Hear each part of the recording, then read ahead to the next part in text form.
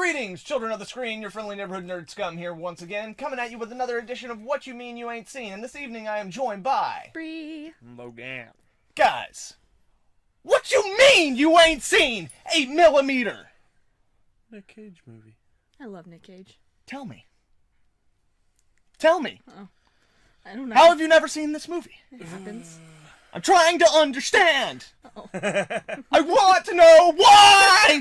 It's not the whole movie, right? Why didn't you watch it?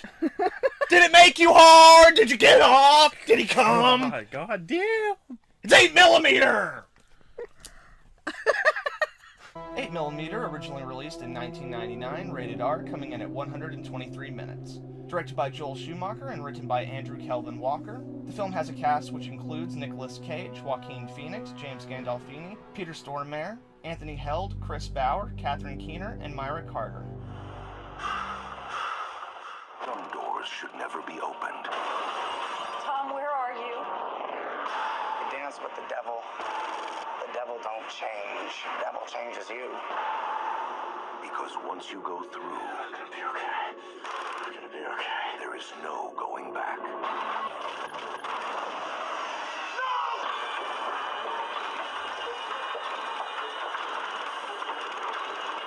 Nicolas Cage. I'm trying to understand! Wherever you were, just forget about it. I can't. There's no one left to finish this but me. 8mm. That's right, guys. We took a look at 8mm, starring Nicolas Cage, directed by Joel Schumacher, and this movie is about a rich old bitch whose husband died, and after her husband died, she opens up his safe, and inside of it, she finds a snuff film. For those of you who aren't aware, snuff film is basically a porn film in which someone is murdered for the, sexual gratification of the person watching it. It's a real murder, it's not simulated, and for the most part, snuff films are, urban myth. So anyway, old bitch hires Nicolas Cage to track it down, see if it's real or not, and just to make sure that, her husband didn't do anything horrible with their fortune. Guess what? Doesn't go her way. What'd you guys think about the film? I thoroughly enjoyed this movie. I love suspense thrillers, and I freaking love Nicolas Cage. A lot. So I had a great time. Right on. Yeah, it was intense. Well done. Actually intense. Yeah. Yeah. Yeah, it's insane. I really enjoy this movie, too, and it has, a 51%, audience score on Rotten Tomatoes, and the media, the critic score is, in the 30s somewhere. Yeah. Really? Yeah. Which is disgusting. It is. It's, it's one of those movies where most people I ask about it have never seen it before, even though people love, crazy, weird Nicolas Cage movies. This is definitely it. But no, yeah, I thoroughly enjoy this movie. Right on, guys! What was your favorite thing out of this charming and lovely family film? Oh, that's what it was. Okay, so, getting right into it, there's, a part where Tom is alone, and, the bitch is dead, the old lady is dead, and, he realizes he's kind of the only person left to, finish this. Yeah. And, him realizing that was, a really cool scene, and, him going through with it. The scene in the cabin with his old lady where she's you don't have to go, and he's yes, I'm the only one who's left to, fucking do this shit. Yeah. Yeah. Real sad, real fucked up. And he still goes through with it. Yeah, it is, it's a scene where a lot of, the movie never really asks you to agree with Tom, necessarily. Yeah. But they do put you in a position to understand where he's coming from. Mm-hmm. And I think that scene does a really good job of walking that line, of, understanding him, and when he makes the decision, you're with him. But at the same time, it's not an audience cheer moment. Yeah, It's not the audience is yeah, he's gonna go kill these people, because he as a character and we as the audience have gotten to know him just well enough to realize that, this is gonna break him. Oh, yeah. That, he's already pretty much broken, but, this will is it. fucking destroy him. Yeah. Which then, is affirmed whenever afterwards, he comes home, and when he realizes that his family's still there, he just breaks down, and then, he grabs his wife and just keeps saying, "Save me." Yeah. Because at the end, he's... he realized very fast that he's almost no better than them. Because he just fucking murdered them. Oh, yeah. So, what made any difference? Right. Yeah. Other than they're dead, which is cool. But Yeah. yeah. Very existential, very fast. Right. Like, it plays on a lot of the same tropes and themes of a lot of, like, very old school classic kind of revenge films, especially towards the last half. And it's even paced like an older film. Like, it's a very slow burn, kind of like watching him slowly dive into, like, a world he doesn't understand and can't comprehend until, like you were saying, eventually, by the end of it, he's not the same as them, but, like, on a base level he is. He's become the same kind of beast, even though he's not, like, of their world. So yeah, I think the film does a good job of that, and that film, or that scene, is a really good example of that. Just kind of like walking that line, taking us down a path that we know we shouldn't go, but once he makes the decision, we're with him. Yeah. I also think it's worth mentioning, by the way, that, like, because that scene, again, is a really good example of it. Like, people tend to forget that Nicolas Cage is actually a really good actor. Yeah. Like, he's batshit crazy. Oh, yeah, and for sure. he goes over the top. Even in this movie, he goes over the top, but it makes sense within the context of the world that they've, like, shown you. Yeah. And a lot of this movie works within context. Yeah. But yeah, like, people tend to forget because all we think of when we think of Nicolas Cage is, like, the craziest moments. Yeah. Like, Ghost Rider, Spirits of Vengeance, where he's like, he's banging out the door! You know? And The Wicker Man, the bees! Like, that's how we think of Nicolas Cage. Because he's done, like, that's so much more memorable than someone giving a sincere, emotional performance. And it's also much easier for us to process and deal with. Yeah. So, like, Nicolas Cage is thought of as a joke. Like, especially over, like, the last 10 years, when a lot of the movies he's done, like, it used to be he'd do crazy movies, but he'd also do legitimate movies. Yeah. And it's been a while since he's been in, like, a legitimate, big, blockbuster film, unless you count, like, the new, like, Spider-Verse movie that just came out, which I'm not, in this general sense. No. Nicolas Cage is actually a good actor, and in this movie, he really gets to demonstrate that quite a bit. Yeah. So, yeah, good scene. Good shit. Good shit. Indeed.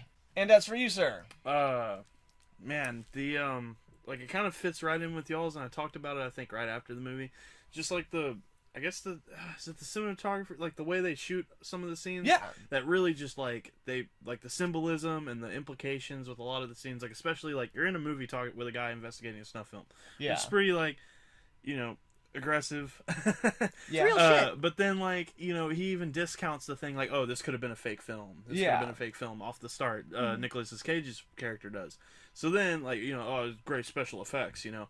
But then they show you parts of the film where they're actually using special effects to make the film Yeah. and stuff. And, you know, like, he has to sell that it's real. Yeah. Yes. And then they're also chopping away from it, and there's tension with where the tape finally finishes and it's slapping the thing, and he's just sitting there, like, trying to figure out what the fuck he just watched. Yeah. And, like, just overall that. So I guess acting, but also, like, just the writing involved there, because there's just some really or good... like the construction of the world. Yeah. Like, because you also mentioned cinematography, so like, in general, I would say, like, that's really just overall the directing of the film. Yeah, directing. I guess like, because that kind of encompasses everything, like cast and writing. Because, again, obviously the writer is an important part, and he did his own job. By the way, the writer of this guy's the same guy who wrote Seven. So you can see the similarities in tone and structure very clearly. We've talked about him like he's done was it the producer, I guess, or the director? The director. He's Joel Schumacher. Joel Schumacher. Like, Yeah. I've seen a lot of his things, I'm pretty sure. Yeah. And then, like, he is a very technically proficient director. Like, when he has a good script to work on, and everyone stays the hell out of his way and just kind of lets him make his true vision, it's usually, if not a good movie, an interesting movie. You get things like The Lost Boys or Time to Kill. Yeah. But we will get into Joel Schumacher specifically a little bit more later in the video. But, yeah, I have to say that, like, this movie does a really good job, like you're saying. They introduced the idea that the film could be a fake. It could be like a forgery, because, like, there are very impressive things that can be done with special effects. So the movie starts you off at a place of reality, where, like, anyone else would be like, you would see something that horrific and be like, well, it can't be real, because snuff films aren't real. People don't do that. But the truth is that, like, in the world, all kinds of stuff happens. So they slowly, like, with the writing and the cinematography and just the presentation of the world, take you, like, layer by layer and pull you deeper and deeper into that world. And then they keep, like, echoing back to where he started off. So you have the scene where him and Joaquin Phoenix, who is fantastic in this movie. A very young Joaquin Phoenix, when no one really knew him from shit. He was like River Phoenix's little brother to everybody. But yeah, so like he's in this movie, he's great, and like they're watching a snuff film that turns out to be fake, but they both think it's real. Yeah. And the that's moment that's where one of the other moments. yeah, like the moment that like because again what you're dealing with is them looking at something and believing it to be real and then seeing it's fake like at the same time. Yeah. Proving how convincing or how easily convincing this kind of material can be to manufacture. Yeah.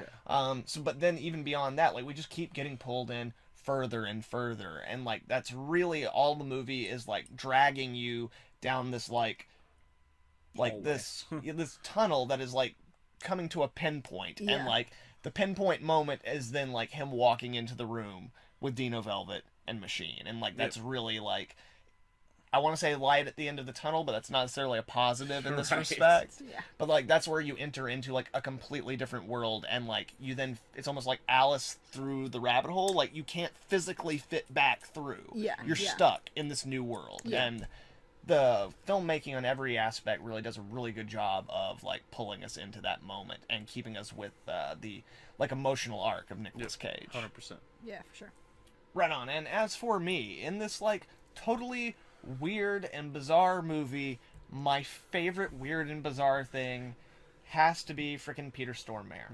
Motherfucking weird and bizarre himself. Yeah, like Right. he's one of my favorite character actors. Like he's that guy who shows up in like almost everything. Yeah. Most people like know him, at least within a certain like age group, people know him as like the crazy Russian from Armageddon. He also plays like the devil in Constantine. Oh, and- right. Yeah. he's just like the sleazy like pimp devil or some shit. Yeah. Like yeah, he's just always awesome, and I Yeah. love him in this movie. Just the way he like draws out all his words, Yeah. and like the theatricality of like this fucking sleazeball asshole Yeah. who's like, I'm an artist, you know, like Yeah. fuck you, dude. And just like his mannerisms too. Like one of my favorite things is just like in the scene where the lawyer has the gun trained on him, Yeah. and he tells him to drop the crossbow, and he's like, "Of course, Mr. Longdale," and then like shoots the dude, and then gets shot in the throat, and he's like, "Not like this. Yeah. It was supposed to be something more cinematic," and I'm just like, really? How much more cinematic did you want, motherfucker? This is pretty hardcore. You just died in a Mexican standoff while a dude in a gimp mask stands behind you Yep. after he just slit a guy's fucking throat. You got another dude chained up to a bed, and you've been making jokes or threats about fucking his baby daughter and wife and making a movie out of it. That's about as cinematic as you can get, but it's not enough for him. Not enough. It's not enough. Just when he first meets Nicolas Cage, I think is the best part. When he's just like, he's very up in his shit. Oh, yeah. It's just like, god damn, this guy always like that. Yeah, he's just, yeah, he's always on, and it's just, Always on, like like, 100%. I love his death in this movie, and he's in the movie for the perfect amount of time. Like, you couldn't sustain that character for more than that in this movie. Like, they introduce him as if he's gonna be, like, the big bad, you know? Yeah. they But do. he's actually, like, the one, like, the big bad's already dead. The old man who had the movie made is technically the big bad. He's already dead. So I love that in this movie, like, we go through the reverse, starting with him, and then just working his way down the food chain, as opposed to up Yeah, the food pretty chain. much, because you go into, like, the actor. Like, the actor's the last person. Yeah, Machine. Yeah, Machine. Who's like the guy who wielded the knife, but he's just a peon, you Yeah. know? Yeah. Like, he's probably the most Disposable. disturbing. Well, he's Yeah, also yeah. the most disturbing and, like, most monstrous, because, again, like, the other guys did it for money, and, like, you know, James Gandolfini's character got sick watching it happen, whereas, like, as Machine says, like, he does the things he does because he likes them. Like, he had a good childhood, came from a happy home. He's just a fucking monster. Yep. Yeah. Yeah, so it's really interesting. It allows the movie to go to a different place and still like keep the formula while feeling like it's not keeping the formula. Yeah. So yeah, I love him. He's amazing in this movie. Dino Velvet is like one of my all-time favorite like fucked off. Also, he plays the whole movie as a guy who's strung out just to the point of functionality. Right. Yeah. Like, you can tell that, like, he is just out of his mind on drugs throughout every moment of his waking life. Oh, for sure. Like, he is, like, one snort of coke or one like rig, like just one spike of heroin away from just being like, you know, like. So yeah, it's just a beautiful performance. It's like a Jack Sparrow level of weird brilliance put into this sleazy, dark, murderous pornographer. I love it. Yeah. It's great. I love it too. Peter Skarsgård, you pimp motherfucker, just keep rolling balls out. Good enough for me. I'll just have to put my thinking cap on. Alright guys, so it's that time of the video. Out of 8mm, what didn't work for you? What'd you fucking hate? Oh man. I was so waiting for that. Oh man. Mine's just real small and tiny. Just the fact that he didn't tell his wife. He should have told her. Ooh, she was no nice. way. Definitely. You have to have a confidant. Nope. Yep. In fairness, I will say, yes, he should have told his wife more than he did. Oh, yeah, Okay. 100%. We can meet in the middle. I'll say that. Yeah. I don't necessarily know, especially like there comes a certain point where like by the time he comes to the cabin and then he's about to go kill them, he at least needs to give her the knowledge of they paid me to investigate a video of a girl getting killed and it turns out she was, and now I'm the only one who can finish make this right. Yeah. Like he should at least give her that much information. Like, does he need to be like, hey, I'm gonna go murder these fuckers? Yeah. No. No. Yeah. Right. And like really up until the point where he thinks that she's in danger, he still should have given her more information than he did. But that's the other idea, is that like that's part of what allows him to fall down the rabbit hole as far as he does. Yeah, and it works. Yeah. I guess I can take it for that. That's just my little thing. Yeah, like if he had her as an emotional anchor, and like in the beginning of it, we're not really told why or what's going on, but like there's clearly a little bit of distance between disconnect. them. Yeah. They establish it early on by the fact that he's like hiding that he's smoking from her. Yeah. And stuff like that, but he's also doing it like in his office in the house where obviously she'll notice. Yeah. You know? So like they already established in the beginning that there's a little bit of a disconnect and everything like that. They don't Yeah. really explain why that is, but it's not necessary. But it sets him on a path where he already feels apart from her, and like he feels like he's keeping her safe, which helps isolate him and push him further and further into like darker and darker places. I can accept it for I that. just took it for the impression of like he did that intentionally. Like she knew going into this marriage how it was going to be. Like he didn't want her to know about the cases and stuff. So like And that's the way I took it. Yeah, I But understand. she's finally like, I don't know how long they've been together, long enough to have a kid. So obviously it's Well, and gotten to her also- at this point. Yeah. Also, she can clearly see a change in his behavior. Oh, 100%. Like aggressive. Yeah, and like especially whenever he just like starts getting into the case, obsessing over it so much that like he's not calling her and not like keeping in touch with her. Not sleeping. Yeah, any of that stuff. So yeah, like no, that's a valid complaint. But there's also the element of like this is kind of mirroring like an older style noir film. And Okay, yeah. the film has a lot of the same sensibilities in terms of like gender roles and like societal placement, and it uses those things in order to like echo archetypal themes through the movie. Like this movie is very formulaic to a certain extent, like in terms of the like investigation angle, like that kind of plot, and in like the revenge plot, but like putting them together, it's something unique, and all the relationships really feel like something more out of like a 40s or 50s like noir or like hard-boiled detective movie. Yeah.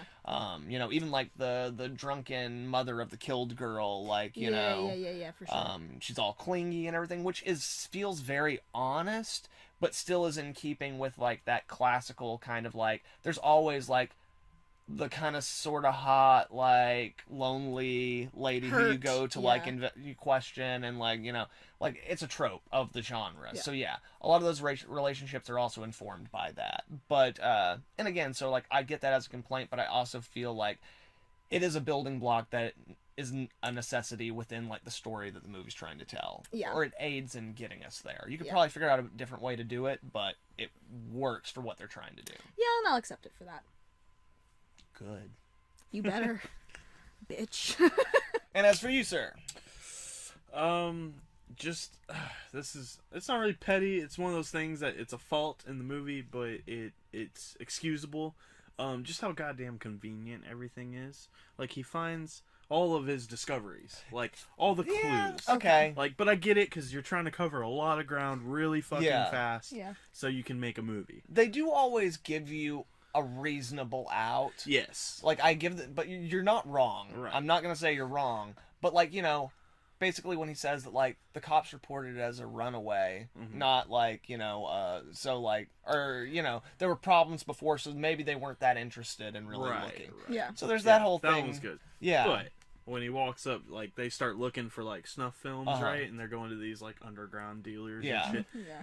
No man in their right mind, no cop at least, or PI or whatever, is gonna just walk up to the first balls out dude, right, that's making these insane porn movies and go, "Hey man, you do snuff?" Yeah. What? Yeah. Like, no way. Yeah. So, and then they'll be like, "A matter of fact, I know a guy." You know? Right. Like, No, yeah. There's a lot of conveniences, and the movie also, I don't know, like, if there was some stuff cut or not, but it's also clear that at the end of that scene, when they're pushed out of there, the next scene where they go into the place is not the same building. Yeah. Like, it's clear that there's time passage there, but we're not sure how much. Yeah. So, like, that definitely kind of hurts that moment it where, does like, it hurt that. makes it feel even more convenient that, like, he asked that question and immediately what we see is him getting one step closer. Yeah. But I get the feeling, and I don't know this for a fact, I haven't watched commentary or anything, but I get the feeling that this movie was probably trimmed a lot for time. Yeah. Which 'cause sucks. it's a very slow-paced, like, building movie. So I wouldn't be surprised at all if there were some elements removed for time. Oh yeah. Yeah.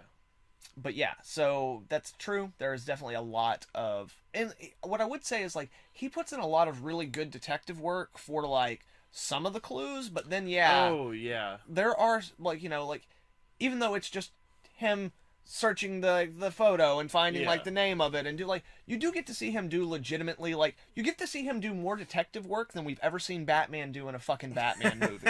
Okay? Okay. Right. So I'll give him that, but all the big pieces of the puzzle, yeah, it's very convenient. Yeah. Just like, you know, the first fucking porn shop he walks into, he meets Joaquin Phoenix, who like is able to open up the door to like a virtual cornucopia of like freaks and weirdos. Yep. More So power to happens. you, freaks and weirdos. I'm not dismissing you. I'm just saying that's what's up, freaks and weirdo. And then like Rock one on. of the first like guys that's a dealer, or he gets a name on, Dino. Yeah. Or not Dino, but the other dude, Eddie. Eddie. Yeah, he like, you know, he spikes their phone and boom, that's his guy Right. directly to the movie that he's investigating. Like, Yes. it's a script. Yeah, and again, the movie came out in 1999, and at the point in 1999, we allowed a lot more of those kind of conveniences in movies. Yeah. So again, like, it's definitely an issue. Like, if you have to point out things that like don't work or like, you know, messed up in the movie, like, it's a very clear thing where like it's about as convenient though as most like superhero movies, Right, or you know? a 30-minute or 40-minute NCIS episode. Yeah, Yeah, you know, yeah. it's about as convenient as that. So, yeah, like, again, I give it a pass because it's got a lot of ground to cover in a lot of like time. it So, makes a lot of legwork. it's fine. And it did it really well. So Yeah, it we'll does. give it to it. But I got a bitch. Right. That's what this part of the thing's for. Right. Get a clue. Jesus, God. bro. And as for me, my least favorite thing about 8mm is the fact that Joel Schumacher directed it.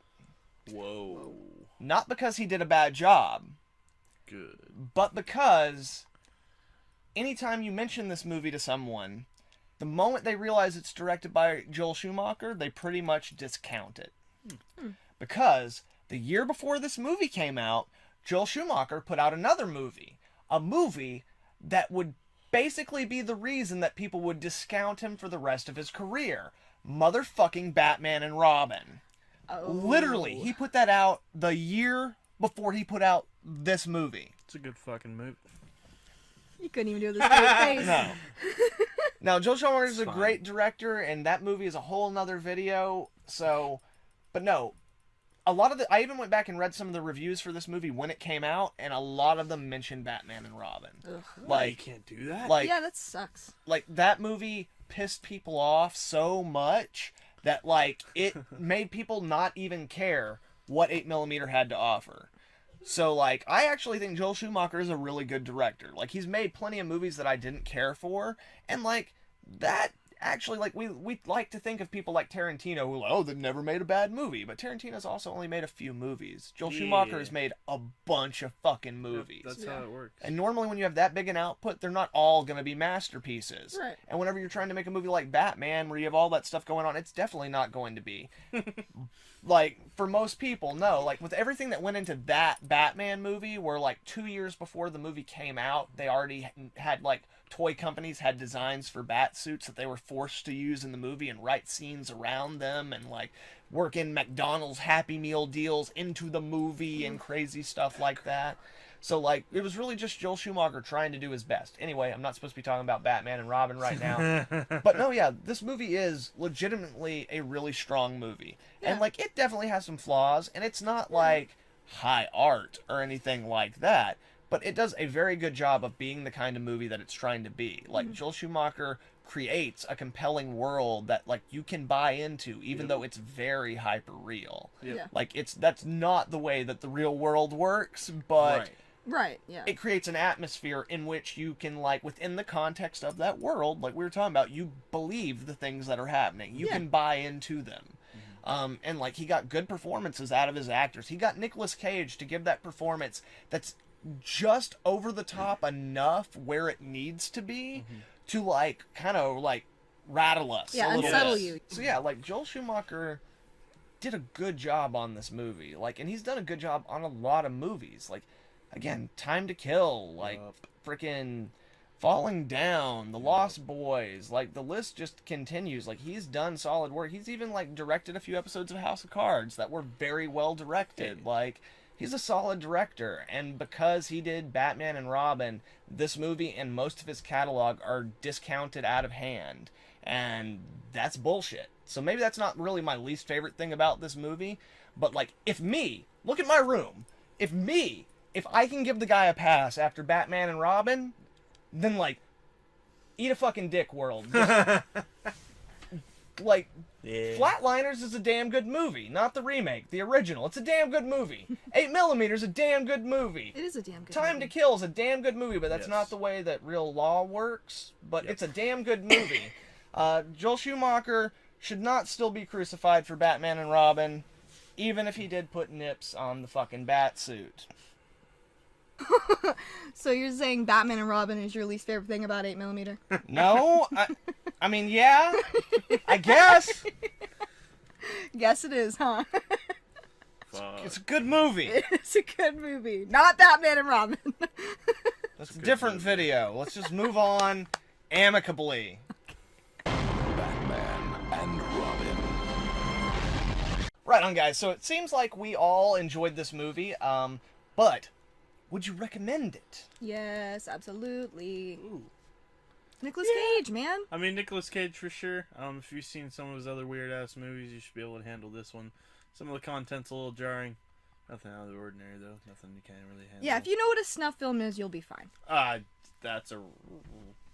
No, this movie goes to a lot of weird places, but it keeps it pretty accessible Yeah. to the average person. Right. You should be fine. Like I said, it's not a very realistic depiction, and in doing so, they're able to blur the lines in a way where, like, you know, like, there's a snuff film in the movie, but we never see the snuff film. Yeah. It's more rated R for content than it is for really graphic violence or graphic pornography. Mind you, there is some nudity, there's plenty of profanity. A little blood. A little bit of blood, some violence, lots of sexual content. But yeah, in general, like, it's just a really solid thriller that definitely doesn't get the appreciation or the respect that it deserves. So yeah, I definitely recommend it.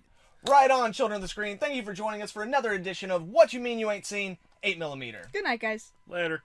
Right on, guys. And if you like this video, you know what? You know all the shit to do. By the way, guys, if you want to check out the previous episodes of What You Mean You Ain't Seen, we're going to have the playlist down in the description. And you definitely want to get caught up because next week we've got our penultimate episode coming out with Ichi the Killer. Right on, guys. Thank you very much for joining us. I hope you all have a good one. Nerd Scum, out.